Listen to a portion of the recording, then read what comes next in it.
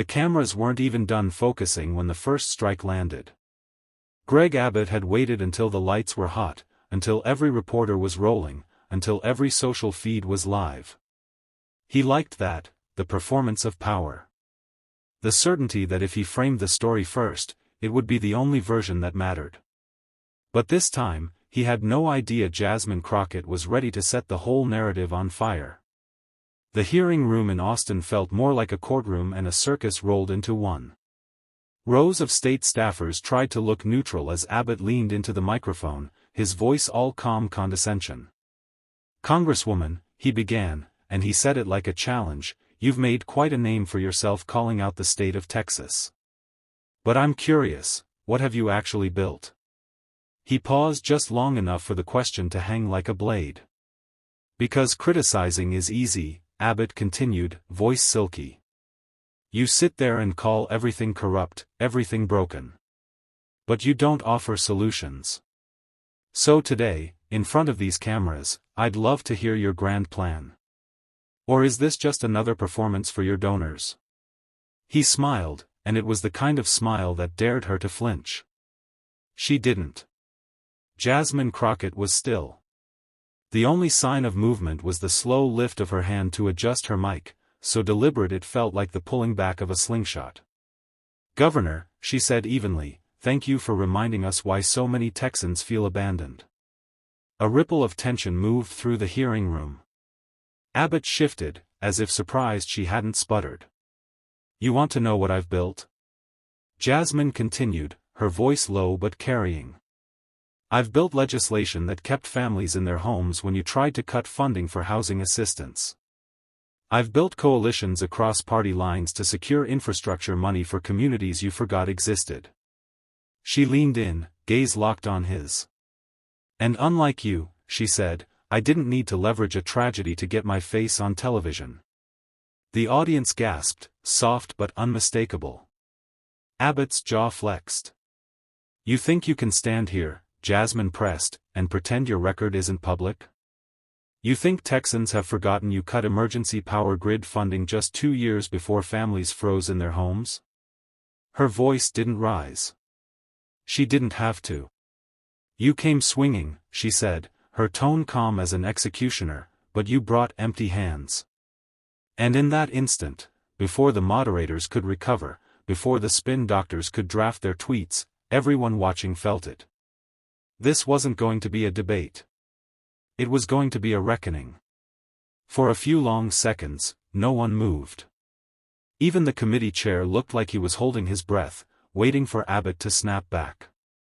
But Greg Abbott was too practiced to lose his cool outright. He adjusted the stack of papers in front of him, pointless little gestures meant to show control. And finally spoke. "Congresswoman," he said slowly, "it's easy to point fingers. It's harder to accept that your so-called solutions have failed every time they've been tested." He tapped the papers. "I have here," Abbott continued, "a record of your voting history. You opposed several bills that would have reduced regulations and created thousands of jobs. So please, tell us again how you're saving Texas." He leaned back, smug. And Jasmine Crockett smiled. It wasn't the soft smile of a politician hedging for applause. It was the kind of smile you saw right before a door got kicked in. "Governor," she began, voice cool as glass, "let's be precise." She reached into her own binder, thicker, dog-eared, alive with notes and receipts. "You're referring to House Bill 332, correct?" He hesitated. "Yes. The bill that handed massive tax breaks to developers who turned around and sold public land to private equity firms, some of which happened to be major donors to your last campaign?" The hearing room reacted all at once, staffers shifting, reporters scribbling, someone in the back actually whispered, "Oh my God." Abbott's face didn't move, but the tips of his ears flushed red. "You talk about jobs," Jasmine said, voice unwavering, "but what you really mean is subsidizing corporations while Texans are scraping by on 2 part-time incomes." She flipped to another page, unhurried. "And you talk about failure," she continued, "so let's talk about yours. Her gaze pinned him like a specimen under glass. When the power grid collapsed, when the hospitals filled, when mothers sat in their cars with their children to stay warm, you went on TV to blame renewable energy. But you knew it wasn't true. Her hand rested lightly on the binder. Your own advisors warned you the grid wasn't ready, she said softly. And you did nothing. Abbott tried to speak, but she kept going. You want to stand here today and call me performative? You, who held press conferences in front of shuttered businesses while you handed contracts to your friends? The chair finally tried to intervene. Let's keep this civil. But Jasmine didn't even look at him. No, she said, her voice clear and cutting. Let's keep it honest. Her words hung in the air like a challenge no one could deflect. In that moment, even Abbott looked smaller behind the microphone. And across the country, on 1,000 live streams, people watching knew something rare was happening. Someone had come to this fight with the truth, and no intention of letting it be ignored. Abbott shifted in his chair, exhaling through his nose like he might laugh, but no sound came out. He looked past Jasmine, scanning the rows of press, as if searching for a sympathetic lens to rescue him. But every camera was fixed on her. Jasmine waited, just long enough for the silence to feel like pressure in everyone's chest. Then she leaned forward again. You want to talk about performance? She asked quietly. Let's perform an exercise right now. She raised her hand and counted off on her fingers. 1. Explain to Texans why their electricity bills doubled after the freeze. Her index finger curled down. 2. Explain why your administration slashed funding for weatherization programs the year before the grid collapsed. Another finger. 3. Explain how your donors ended up profiting from the very disaster that left families in the dark. Her hand dropped to the table. I'll wait. Abbott's jaw clenched. Congresswoman, you are conveniently ignoring the fact that Texas has led the nation in economic growth. And yet, Jasmine cut in, your own state auditor reported that thousands of children went without heat in public schools last winter. But sure, let's talk about economic growth. She tilted her head, voice steady. You measure prosperity by the length of corporate balance sheets. I measure it by whether a kid can do homework without shivering. A hush fell so complete you could hear someone's pen rolling across the floor. Abbott shifted again, but this time he didn't even try to hide the unease. You think you can stand here and pretend you have moral authority over me? He asked, voice low. Jasmine didn't flinch. I don't need moral authority over you, she replied evenly. I just need the truth to be louder than your excuses. Her eyes flicked to the cameras. And the truth is this, when people were hurting, you were calculating how to spin it. A ripple of agreement moved through the audience, barely contained, almost electric. Abbott's aide slipped him a note, but he didn't look at it. His face was locked in the kind of expression politicians wear when they realize their script isn't going to save them. Jasmine's voice dropped to a hush that somehow carried more force than shouting. You came swinging, she said again, but you came empty. She closed her binder without breaking eye contact. And I came with the receipts. The room held its breath. Abbott leaned back, trying to look bored, but his knuckles were white on the arms of his chair. Outside the hearing room, the video was already spreading, clips of Jasmine's calm dismantling of the governor's narrative ricocheting across social feeds. And everywhere people watched, the same realization sank in. This wasn't politics. It was something closer to justice. By the time the committee chair finally managed to speak, it was too late to reset the tone. The room had already shifted, like everyone was seeing Abbott not as the governor of Texas, but as a man whose defenses had cracked in real time. Let's return to the agenda, the chair stammered, voice thin. Jasmine didn't argue. She simply folded her hands, watching Abbott like she was still measuring him. A reporter raised her hand. Governor Abbott. Do you have a response to Congresswoman Crockett's claims? Abbott tried to smile again, but it didn't reach his eyes. Texans know the difference between political theater and results, he began, the words coming out stiff. And they know I've delivered. Delivered what? Jasmine asked softly, almost conversational. He looked over, annoyed. Delivered what? She repeated, her tone unchanged. Abbott straightened, jaw tight. Economic opportunity. Growth. Lower taxes. Lower taxes for whom? Jasmine pressed. Because the families I talk to haven't seen any relief. The corporations funding your campaigns? Yes. The billionaires buying up land? Absolutely. But the nurse in Lubbock? The teacher in El Paso? They're still drowning. Abbott opened his mouth, but nothing came out. And that silence, that one, tiny pause, felt like a confession. Jasmine let it hang a moment longer, letting everyone feel it. Then she shifted her attention back to the audience. I didn't come here today because I enjoy sparring, she said. I came because someone has to remind you, and the people watching, that Texas isn't just a brand you wear on a campaign poster. She pointed to the reporters, to the rows of staffers trying to pretend they weren't listening. It's millions of people who deserve better than recycled talking points. Who deserve more than excuses. Her voice didn't shake. And if you think I'm going to sit here while you pat yourself on the back for failing them, think again. A few in the audience actually clapped, tentative, surprised at themselves. Abbott glanced at his aide again, who was frantically scrolling a phone. Probably searching for some poll or memo to prove this moment wasn't as bad as it looked. But no data could erase the fact that Jasmine had just drawn a line in the sand, and dared him to cross it. Outside the chamber, the headlines were already forming. Abbott cornered in heated exchange with Crockett. Crockett dismantles governor's record live. Texas showdown goes viral.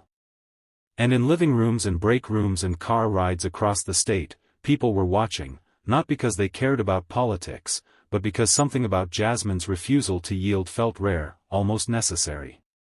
Because sometimes the truth doesn't roar. Sometimes it simply refuses to back down. Abbott finally leaned forward, trying to reclaim the room with the sheer force of his title. Congresswoman Crockett, he began, his voice low and taut, you're very good at painting villains. But this isn't about me. It's about the reality that Texas cannot survive under the weight of endless federal interference. He paused, certain the word federal would be enough to make half the audience nod along. But Jasmine just tilted her head, like she was studying him under glass. You want to talk about interference? She asked calmly. Her fingers tapped the thick binder in front of her once, twice, soft, deliberate. Let's talk about how many billions in federal dollars you took while you told your voters it was all homegrown success. A hush settled. Abbott's face didn't change, but a muscle in his cheek twitched. Let's talk about how you signed legislation that undercut public schools while you sent your own children to private academies, Jasmine continued, her tone steady. She flipped open the binder, revealing documents lined with yellow tabs. Or how you cut mental health funding and then stood at a podium talking about community solutions after Uvalde. Abbott's fingers flexed against the tabletop, white-knuckled. You don't get to call it interference when it props up your failures, Jasmine said, her voice quiet. And you don't get to call it leadership when it leaves working families to pick up the pieces. She closed the binder again with a soft thud. This isn't about villains, she said, looking him dead in the eye. It's about accountability. Abbott leaned back, and for the first time, his expression flickered, not anger, but something closer to recognition.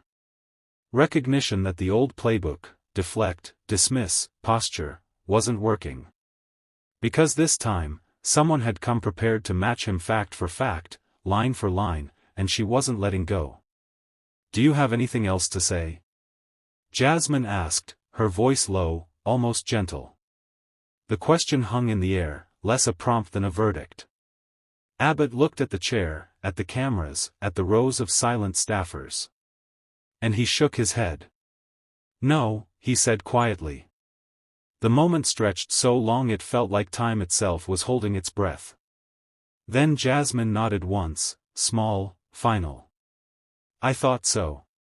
The reporters didn't wait for the session to adjourn before they started firing questions. The noise burst back in, but it felt thin, irrelevant compared to what had just happened. Because no matter how Abbott's team tried to spin it, no matter what statements they issued later, everyone had seen it with their own eyes. A man with power. And a woman with truth. And this time, truth had won. The chamber, the hallway was chaos. Reporters shoved microphones at anyone who looked official. Staffers scurried past, pretending not to hear the questions. But Jasmine didn't rush. She stepped into the hall, her binder clutched tight against her chest, and paused in front of the cameras. A journalist called out, "Congresswoman Crockett, do you feel you were too harsh?" She turned toward the voice. "No," she said simply. "I feel I was honest." Her words weren't defiant. They were tired in a way that made them real. "You know," Jasmine continued, her voice softening just a little, "people forget that these debates aren't about scoring points. They're about who gets left behind when the cameras turn off."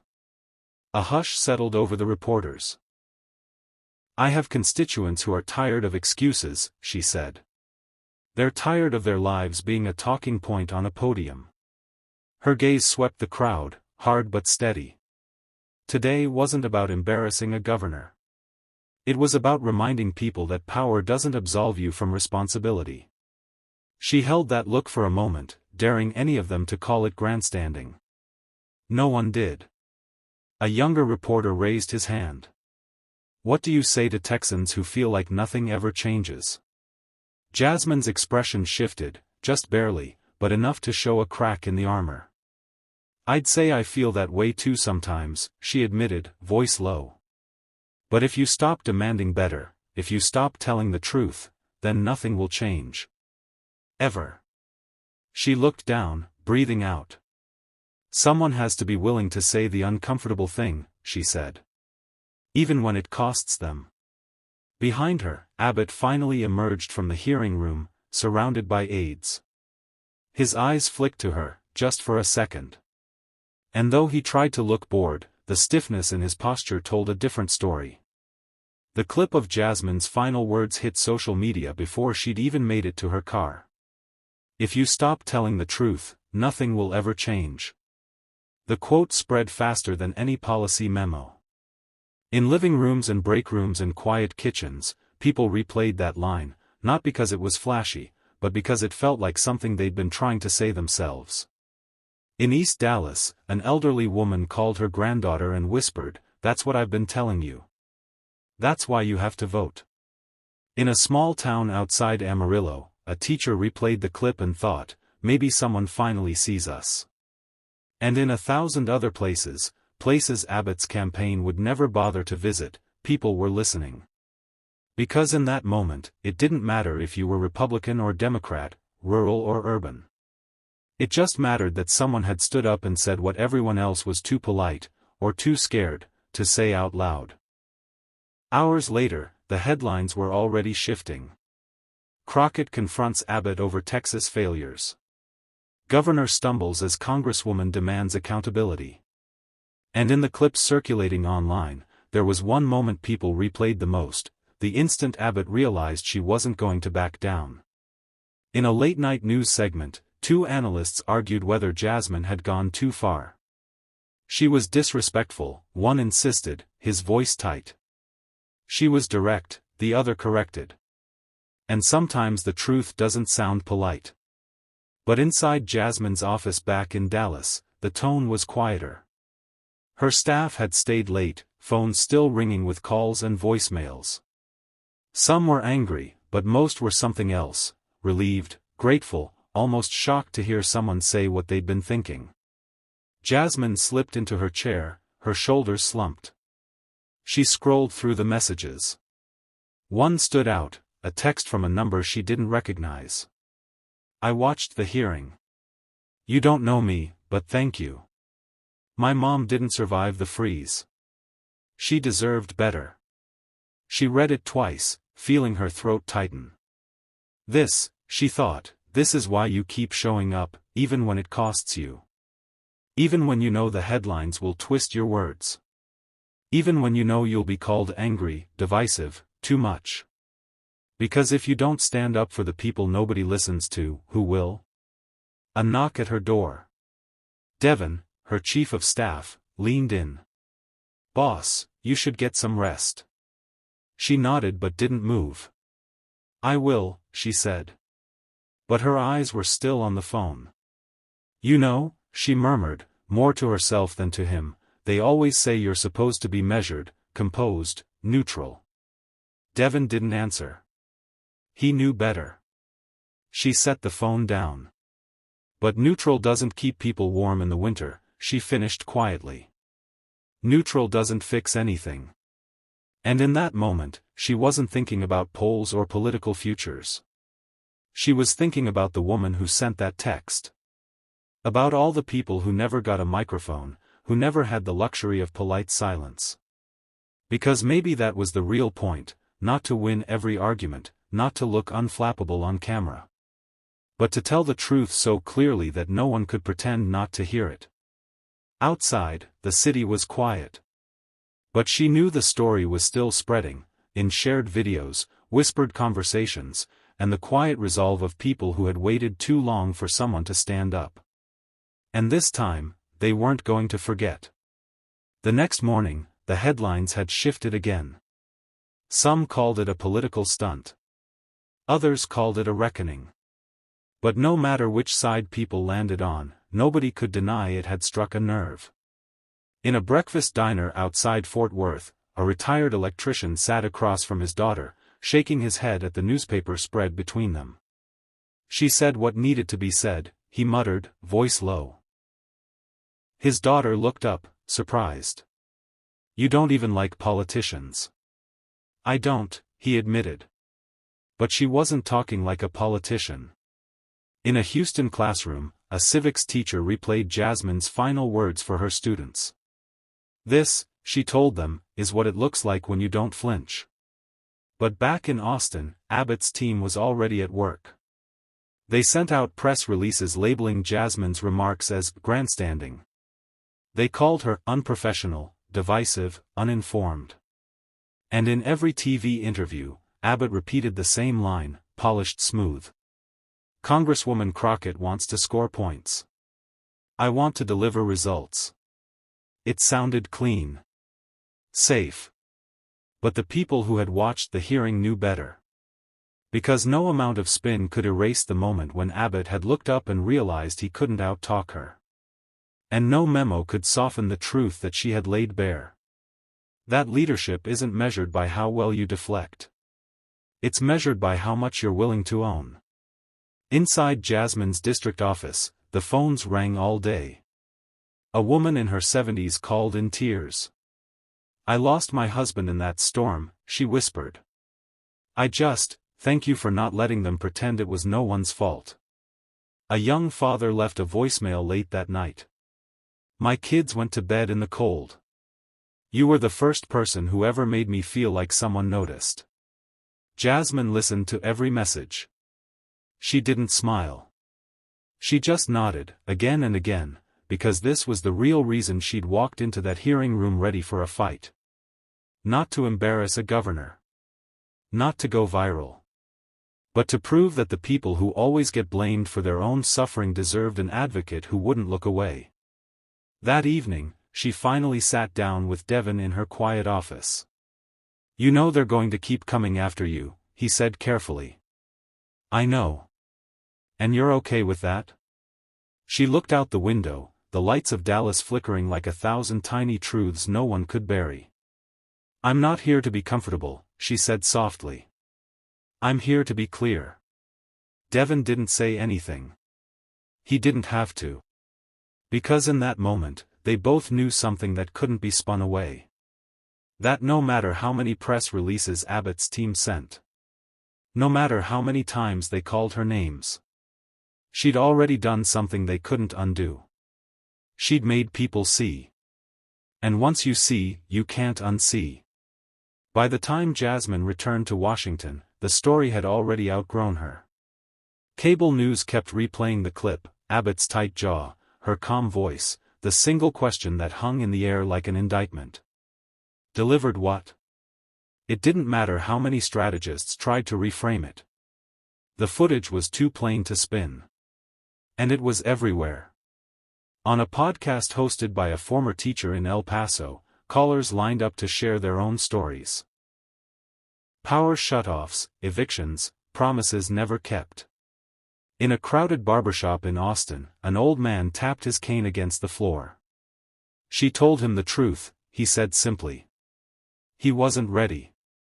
But inside the Capitol, Jasmine was already thinking past the headlines. Because she knew how quickly attention fades. How easily righteous anger cools into exhaustion. So she kept her focus on the bills that actually mattered, the ones that could keep someone from freezing to death, that could help a family pay the rent. When her staff met the next morning, the energy in the room was different. They weren't just answering phones. They were fielding thousands of emails, letters, social media messages. Some were ugly, full of insults and threats. But most were raw, grateful, and heartbreakingly familiar. My mom died in that freeze. We were out of power for 9 days. No one ever says it out loud. Jasmine sat at the head of the table, listening as her team read them one by one. And every time someone asked, "What do we do now?" she gave the same answer. "We keep going." That night, as the sun dropped behind the Capitol dome, she walked outside alone. A reporter spotted her crossing the plaza. "Congresswoman," he called. "Any regrets about how you handled the Abbott exchange?" She stopped, looking back over her shoulder. "No," she said, her voice low. "I regret how long it took someone to say it." The reporter opened his mouth for another question, but Jasmine was already turning away. Because in her mind, she wasn't replaying the headlines. She was seeing the woman in Amarillo who'd lost her husband. The father in Lubbock who'd watched his kids shiver in the dark. The thousands of ordinary Texans who never got to look Abbott in the eye and ask why. And that was the real reason she'd refused to soften her words. Because the people who pay the price for political failures never get to be polite about their suffering. They just endure it. And sometimes the most radical thing you can do is refuse to let them endure it alone. Jasmine paused at the edge of the street, her breath visible in the cold air. Tomorrow, the headlines would start to fade. Tomorrow, the pundits would move on. But the truth? The truth was still standing right where she'd left it, unapologetic, undeniable, waiting for the next person brave enough to pick it up. The last emails of the night trickled in just after midnight. One came from a nurse in Corpus Christi who'd watched the hearing on her phone during a break. "I don't know if it will change anything," she wrote. "But it mattered to hear someone finally say it wasn't our fault." Jasmine read that line over and over, her thumb hovering above the reply button. She knew she couldn't fix everything with one speech. She knew Abbott's donors would flood the airwaves with attack ads. She knew there were people. Maybe even people she'd never meet, who would curse her name for weeks. But she also knew this. For once, the families who'd spent years being shamed, ignored, and blamed had watched someone look power in the eye and say, "No more." And no headline could erase that. In the days that followed, the moment took on a life of its own. Clips spread across social media with millions of views. In churches, classrooms, union halls, people were talking about it. Not just because of the confrontation, but because of the simple, stubborn humanity behind her words. You don't get to fail people and call it leadership. That line landed in 1,000 places Jasmine would never see. A mother folding laundry with the news on in the background. A teenager scrolling on their phone, wondering if anyone in politics actually cared. An elderly man in a rural town who thought no one knew he even existed. And that was the real power of what had happened, not the spectacle, but the echo. Because if even one person felt less alone in their struggle, less ashamed of their circumstances, then it had been worth every second. On the last night before Congress recessed, Jasmine sat alone in her office. The city was quiet, a hush that came after all the noise. She looked down at her hands, calloused from years of work before politics ever found her, and thought about how easy it would have been to stay silent. How many people would have preferred she'd been polite, measured, neutral. But neutral doesn't keep the lights on. Neutral doesn't keep a grandmother from freezing in her bed. Neutral doesn't save lives. So she'd chosen to be honest instead. Even if it meant being called difficult. Even if it meant being called angry. Because in the end, none of that mattered as much as knowing she'd shown up, fully, without apology. And if anyone asked why she did it, she'd have only one answer. Because someone had to. She reached for her coat, feeling the exhaustion settle into her bones. But beneath it, something steadier thrummed. Not pride. Not relief. Resolve. Because this fight, like the families she fought for, wasn't going anywhere. And neither was she. And that's the story you were never supposed to hear. A story about power, how it hides behind polished speeches and hollow promises. A story about blame, how it always seems to land on the people with the least. And a story about truth, how it doesn't care if it makes you uncomfortable. Jasmine Crockett didn't come to that hearing to play a part. She didn't show up to smile for the cameras or rehearse the same tired lines. She came to remind us that leadership isn't about avoiding hard questions. It's about asking them, over and over, until someone finally answers. You might agree with her. You might not. But here's the thing you can't deny. When the lights fade and the headlines move on, the people she spoke for are still here. Still fighting. Still waiting for someone to care. So the next time you hear someone say it's too complicated, too political, too inconvenient to fix, remember this moment. Remember that one voice, clear, unflinching, can shatter the silence that keeps injustice alive. And if Jasmine Crockett could stand in that room and tell the truth without blinking, maybe the rest of us can too.